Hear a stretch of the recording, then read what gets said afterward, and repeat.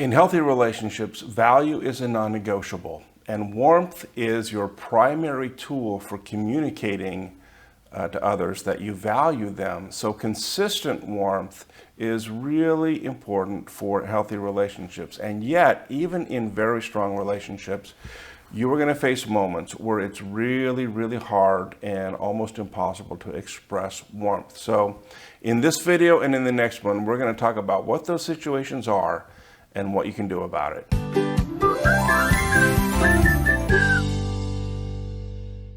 Hi everybody, I'm Greg from Heart Tools, where we make it simple to build great relationships. And when someone lacks the capacity to consistently express warmth in a relationship, that's a real important red flag to pay attention to, because it shows that that person is so overwhelmed with what's going on with them that they really can't treat you like you're a real person who matters. And yet in life, there are times where it's perfectly appropriate to be so overwhelmed with yourself and what's going on with you that it's really challenging to express warmth to other people. And it usually has to do with the level of pain that you're experiencing. For example, physical pain can be so overwhelming that it really takes away our capacity to be warm to other people in the moment. Think about the last time you were in a high level of physical pain. Maybe it was an ear infection, maybe you had a migraine headache, maybe a really bad sunburn, right?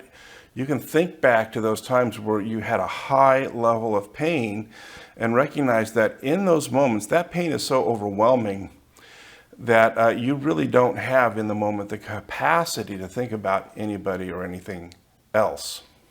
The same thing can happen with high levels of emotional pain. It might be a devastating loss. It might be a terrifying fear. It might be really high levels of anxiety or stress. Those kinds of emotional pain can be so overwhelming that it's really hard to get outside of ourselves and treat other people with warmth. And yet, it's still our job, if we want to love well, to protect the value of the people we're in relationship with. So what do we do when we're overwhelmed by the pain that we're experiencing, and yet we still want to protect the value of the people that we love? Because here's the problem that's created in those rare situations where your pain level is so high that you lose your warmth. And it's this: the people that you love are left to wonder about what your nonverbals mean. They're left to try to figure out what's going on. And so they may be thinking like, is Bill mad at me right now? Did I do something wrong? Or they think, man, she really hates this work project. She's not communicating any interest at all in this. Or someone may be thinking, wow, I thought this dating relationship was going somewhere, but man, he seems really upset tonight. I guess I was wrong about that, right? So when your nonverbals change like that, and by the way, this will be a bigger problem, the better you are at consistently communicating warmth and value to people, the more disconcerting it will be in the moments where that will disappear. And it will disappear in moments of intense pain. And they're left to wonder, what on earth is happening? Fortunately, there's a simple step that you can practice that will solve this problem. And it's this: simply let the people you're in relationship know that you're overwhelmed right now. So you might get home from work and say to your spouse, hey honey, really bad day at work today, and I'm just not myself right now. Or you might show up at a work team meeting and say, hey gang, I've got a killer toothache and I can't get to the dentist till tomorrow, so if I'm a bit off today, that's what's going on. Or you may go out on a date with your fiance and say, hey, I want to let you know, just got off the phone with my dad. His test results were not great, and they're kind of scary actually. So if I'm a bit preoccupied tonight, that's probably why.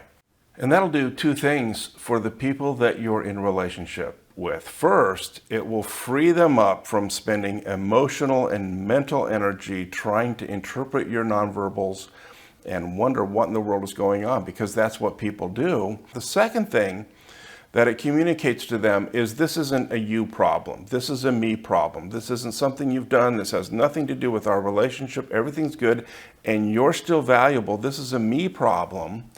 And as soon as I take care of my me problem, then I'll get back to being the same old me. Now, let me say 3 things about this simple tool of just letting people know that you're overwhelmed. The first thing I would say is sometimes the details of what is overwhelming you may not be anybody's business. So you may show up to the team meeting and just say, hey guys, feeling a little bit overwhelmed today with things. I might not be myself, so just be patient with me. And it may not be any of their business if the reason you're overwhelmed is because of relationship struggles or health struggles or financial struggles or whatever it is.